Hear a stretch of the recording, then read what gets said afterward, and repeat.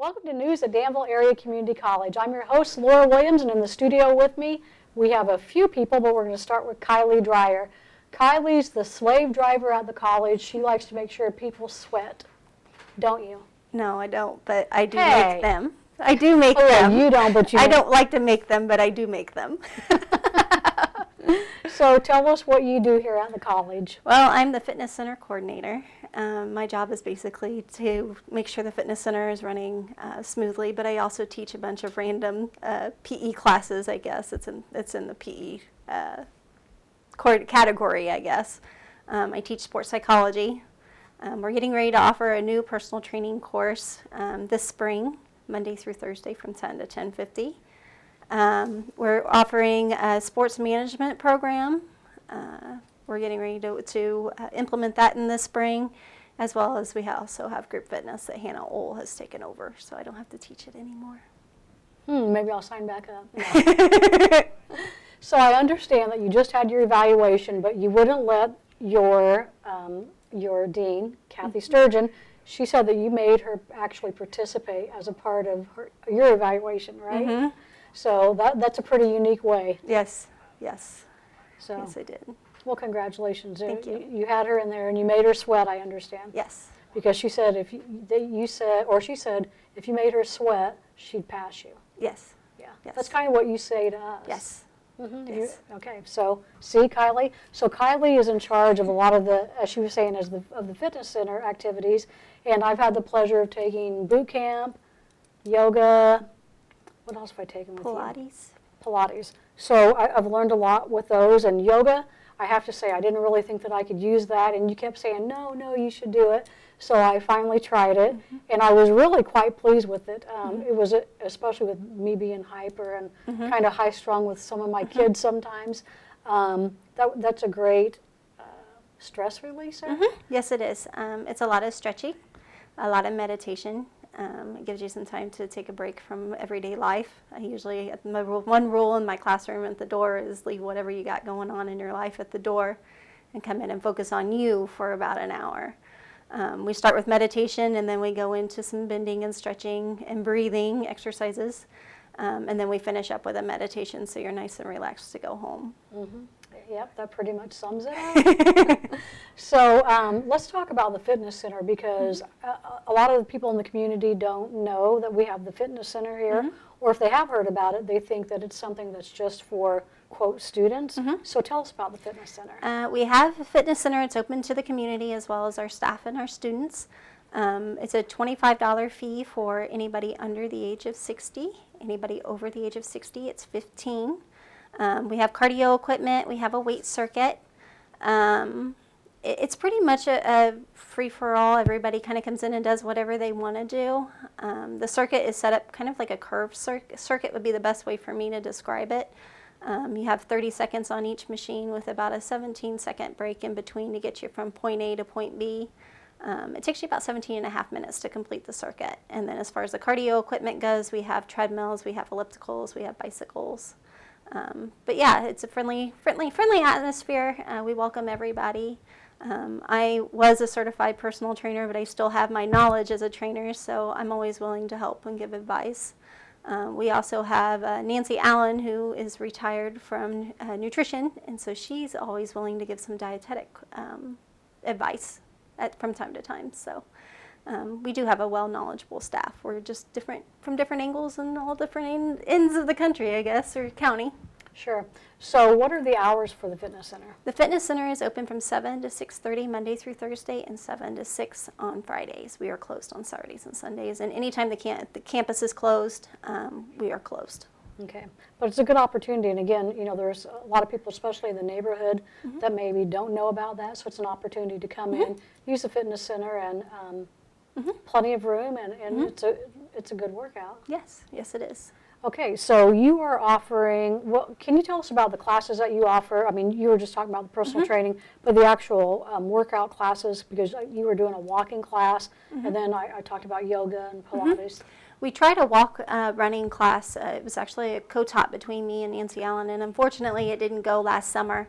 But basically what it is it's a run-walk class. We have some nutrition components in there. But it's more of just helping you set up for goals, whether it's to run or walk a 5K or just to get in better shape or better health. Running isn't always for everybody, so we decided to make it a run walk, so that way anybody who wants to walk can walk and anybody who wants to run can run.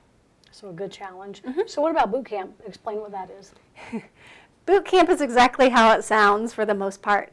We have a Tabata clock that you go by. I believe it's 30 seconds on with a 10-second break in between. It's an interval type thing. We do dumbbells.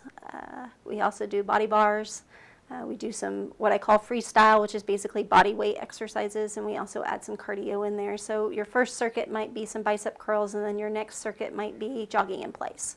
And then the next circuit might be push-ups, and then the next circuit might be something else. It's just we switch it up every week. So you might be doing all upper body one time, you might do all cardio one time, you might do all lower body, or we may do a combination. I usually take the first class to see how everybody adapts, and then I try to adapt my class so that all the students and staff or whoever happens to be taking it can accomplish something in the class. If they can't do something, I always try to make a suggestion so that they can do something.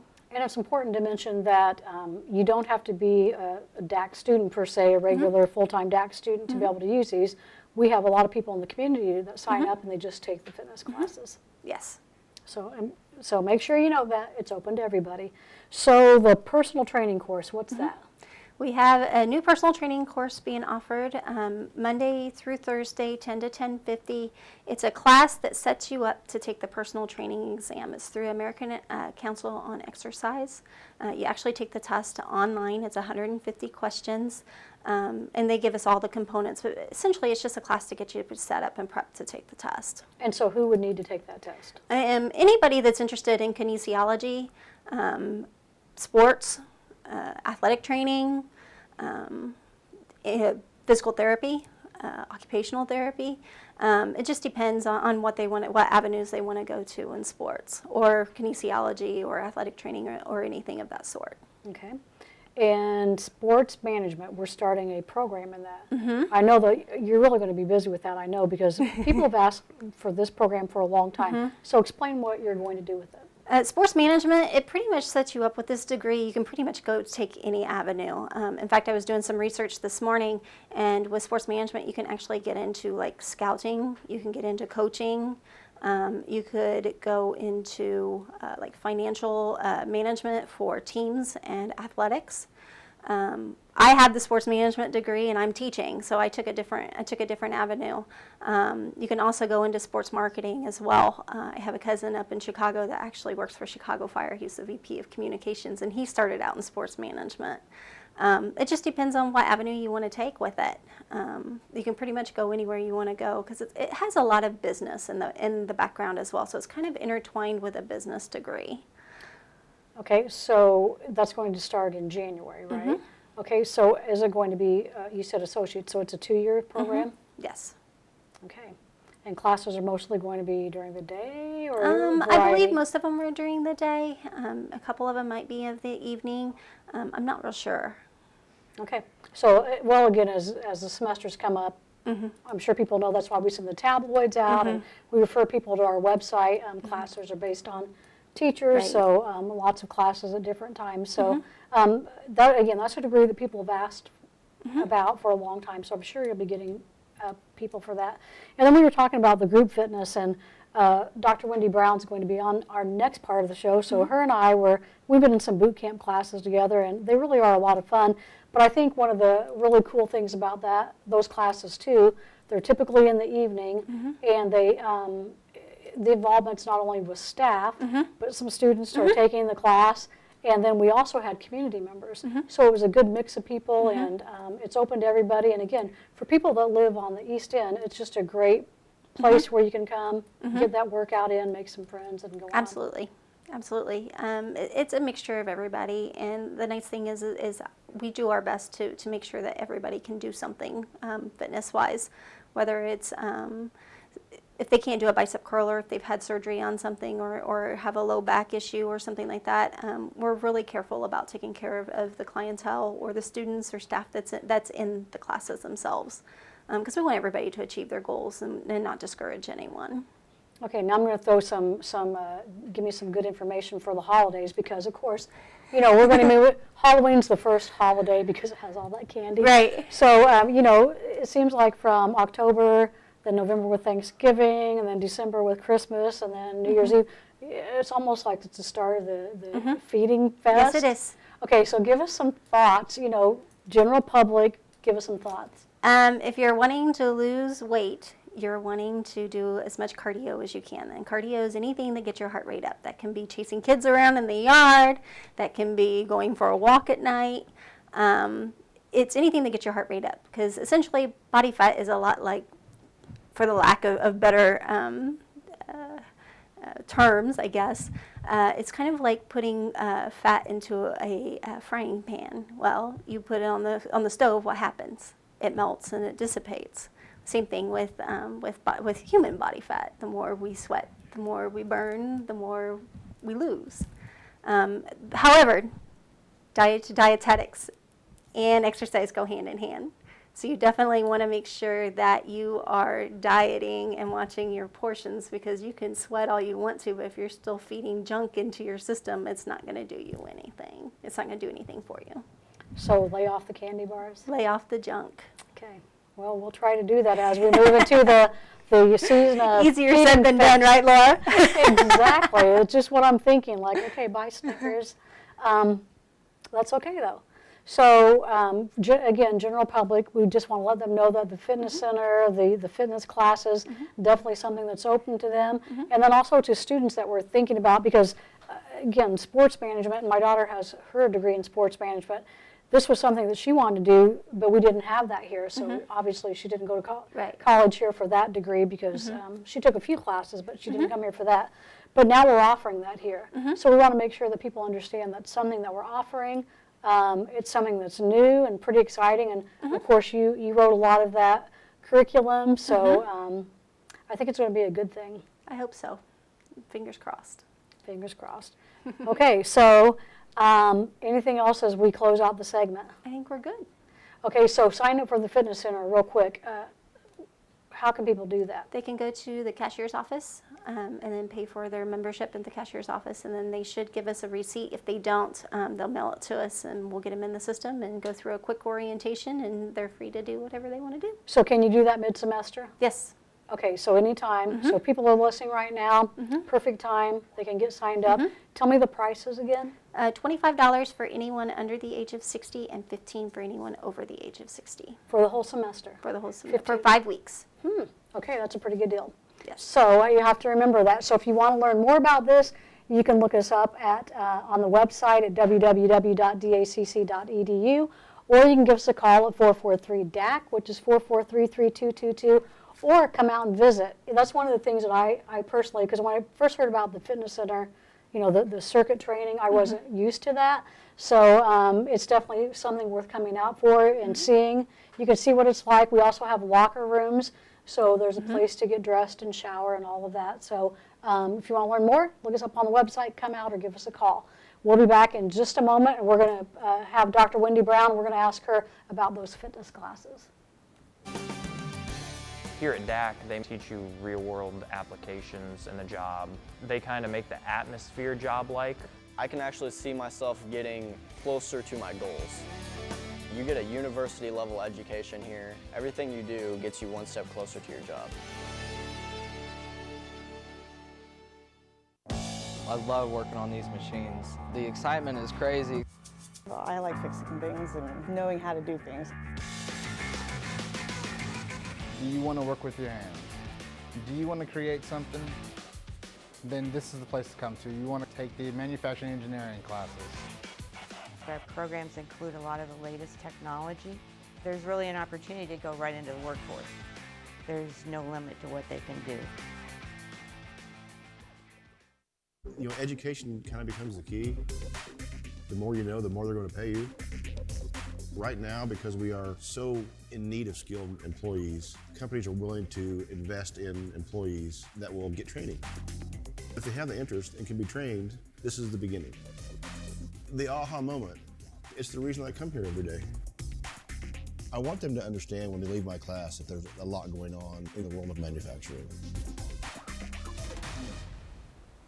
Welcome back to News at Danville Area Community College. As you can see, we've changed seats and we now have with us Dr. Wendy Brown and Victoria Boothe. Victoria Boothe is one of our students, so she's going to tell you a little bit about the sustainability project. Wendy, welcome to the show. Thank you. Glad to be back. Now, you and Craig, and for people watching, I know you saw that repeated segment with Craig Potter and Wendy Brown about the sustainability farm. I can't say that word today. I'm having trouble with sustainability. But, so catch us up. What is a sustainability farm? Okay, so we have adopted a plot of land, 5 acres, that we have been changing into a sustainability farm. We are growing crops out there for our students to give away to students in need. We're also have a little bit of a prairie plot out there. We have a beehive out there. We have some nesting boxes out there. So we have a variety of different things out there for students to get involved in, and also for growing crops to give away to our students in the future. And so, Victoria, you were lucky enough to be involved with this project. Yes. So first of all, tell us about yourself, your name and what you're doing here at the college. Okay, yeah, sure. I'm Victoria Boothe, and this is my first year here at DACC. I'm here majoring in communications. I've been born and raised here in Danville, so it was just kind of like a shift over to another end of town. So, yeah, me and 3 other students in our biology class were able to go out to the farm and kind of put on our bee suits and work firsthand with the bees and kind of how they react and learn some stuff about them, and it's been really cool so far. So when you first heard that it was a bee project, did you think, are they crazy?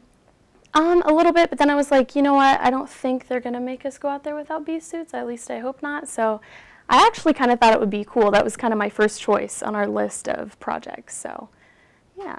Okay, so service learning project, is that a part of your class? Yeah, so in my Biology 100 Life Science, all my students are required to do a service learning project, and I have a variety of service learning projects for them to choose from, and this is the one that Victoria signed up for. Since we have that beehive out there, we want this plot of land to be a learning lab.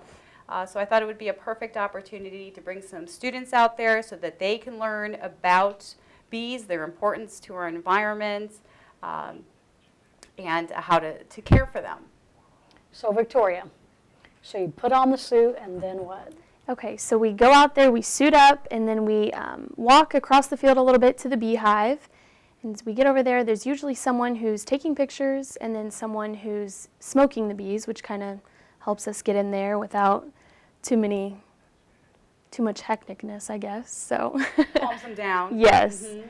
And so we've been out there a couple times so far, and we've checked their combs, right, on the hive, and see if there's any honey, any intruders like beetles or spiders or anything, and just kind of keep up with that and see how they're doing, and just preparing them for the colder months.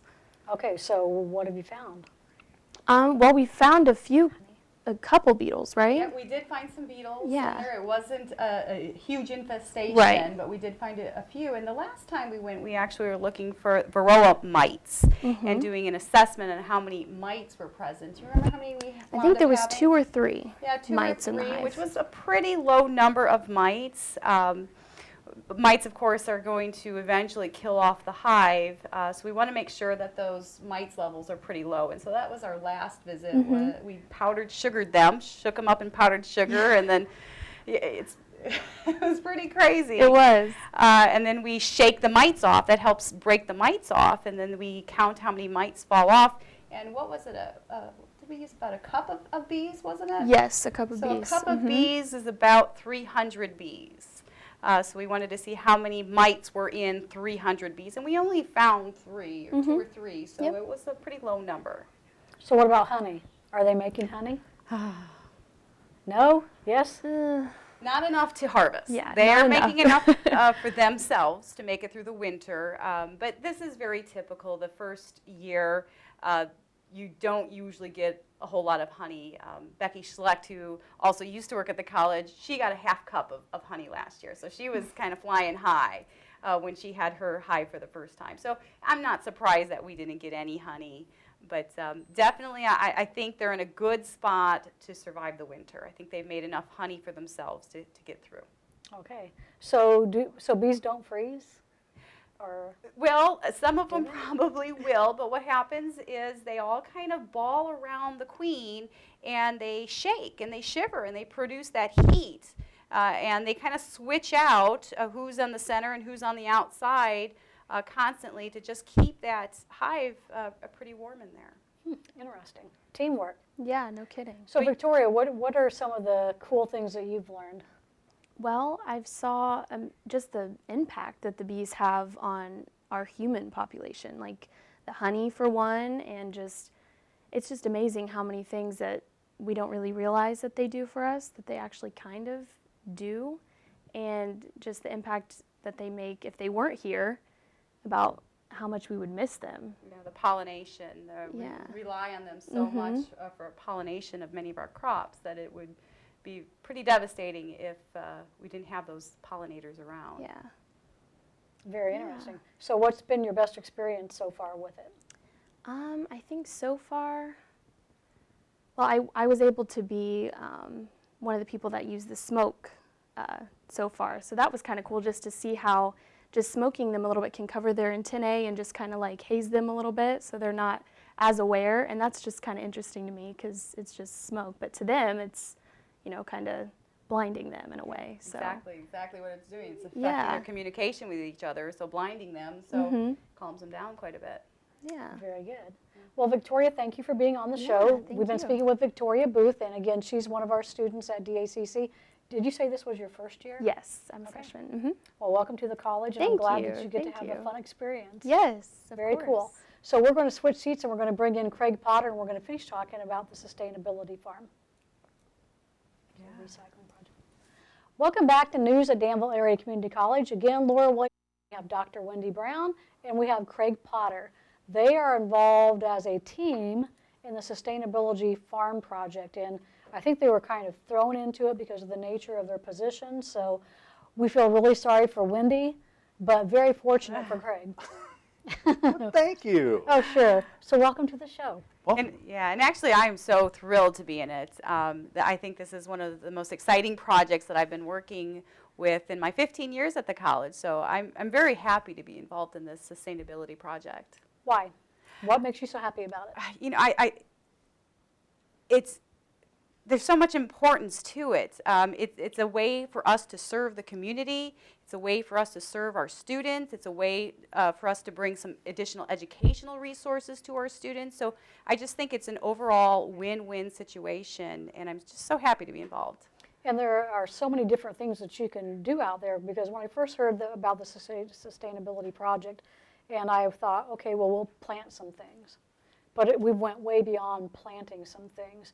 So I know that you guys have been a strong group working together and trying to think of lots of different things.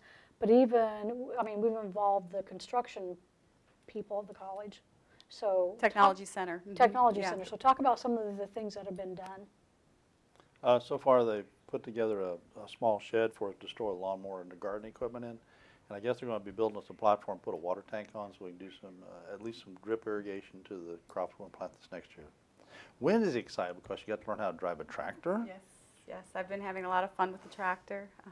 I enjoyed it very much. I guess I have a farmer deep down inside of me. She does. Farmer girl. Yeah, and so we've also planted crops this past summer. Right. Planted a lot of tomatoes, peppers, jalapenos, tomatillos, basil, some other herbs. We planted a lot more than we probably got out of the thing, being a learning year, but we did get quite a few, enough crops at least for our culinary arts students this summer to work with and to learn about canning and how to use these different products. So again, just an example of how we were given the farm plot to use, but one of the ways that it expanded, again, technology got involved, the culinary arts department, and the whole farm to fork thing. You know, what a great idea. Right. And we had, I believe it was 4 students this summer in that course, and you know, we started it so late in the game, but I really think it's going to expand quite a bit and be very popular next summer.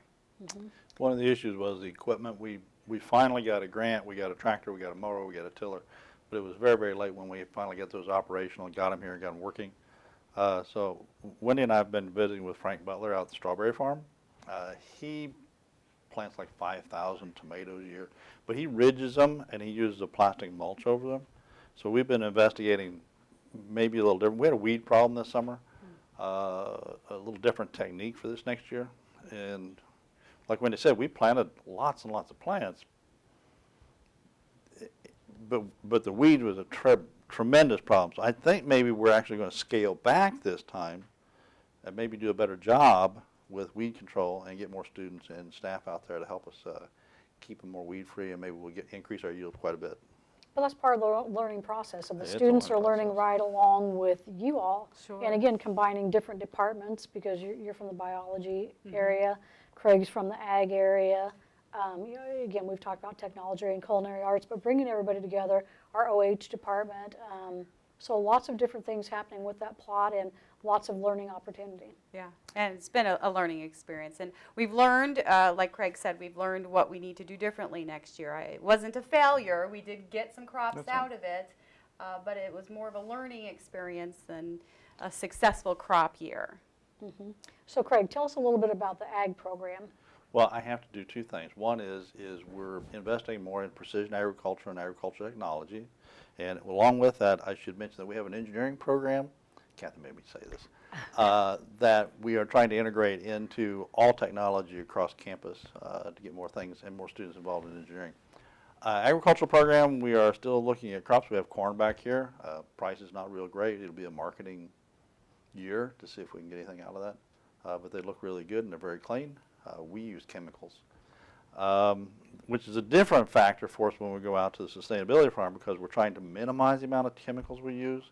Hence the weeds. Plus the weeds, hence the weeds. So like last year, Wendy and I went out and we drilled winter rye and hairy vetch, and it kind of got away from us because it got very tall before we got our tractor and mower to get it mowed down. But anyway, so we're better there. I'm learning more on the organic side and the sustainability side as far as garden crops. I'm not a garden crop person. I'm corn, soybeans, such. So we're working there. The bee thing, Amanda Crabby took the first bee class, and Wendy couldn't get into that class. Wendy took the second bee class. I couldn't get into that class. The third class, my wife and I went to, and she's thrilled. And she and I now have 4 hives at home. And we have one hive at the One hive out at the sustainability farm. one hive out at the college. We're planning on getting 2 more in the spring, so we'll have a total of 3 out there next spring. So the hives won't duplicate themselves once you're a part of a hive, you're a part of the hive, or how does that work? Yes and no. You can split hives, Yeah, we can split it. but it would probably be more successful just to leave. Our hive is so new and it's still establishing. It would probably be most successful just to leave this new hive to continue to develop. So we will get honey next year and then start a couple new ones. Interesting. So overall, I think that it's really great the way that students are being incorporated, because again, it was new, the sustainability farm, and again, you guys did a TV show right when we first started, and some of the hopes, and again, so now we're, at the end of that, and some of the things that you've learned, but it's been a great opportunity to incorporate students, and the learning with hands-on doing, you can't beat that. Right. Well, one thing that was great is, and we didn't realize this will come on, Dana and Brad Wheeler have really jumped in. And there's a number of other, the culinary arts, and there's other faculty and staff members here that have like, hey, if I'd have just known, we'd have been out. You were out there planning. So we need to get this thing going, and we need that organization that gets more people involved. And the more people get involved, the more students we get involved from the different areas, and then I think we'll start picking up on the technology, we'll pick up on the culinary, we'll pick up on the actual horticultural end of it, and start raising more crops. Okay. Well, we have about 1 minute left. What would you like the public to know? Go. That we have a sustainability farm, and it's brand new, and we hope that it's going to grow and it's going to serve our students as well as the community in the future. Can we use volunteers still? Probably not right now, but definitely late spring we'll be calling out volunteers for planting, and then throughout the summer we'll be calling volunteers for pulling weeds and harvesting. Yep. Okay, Craig, anything else that Kathy told you to say that you didn't, and I don't want you to be in trouble? We're trying to get a precision technology class for spring, and we are always working with an engineering group to try to get more students into the engineering program so they can advance in this technology. We have a great group. Okay. Well, thank you both for being here. We've been speaking with Dr. Wendy Brown and Craig Potter from the Math and Science Division on campus. And if you'd like to learn more, again, as I said the first half, you can always look us up at www.dacc.edu or give us a call at 443-DACC, which is 443-3222. Thank you for listening, and we will see you next time.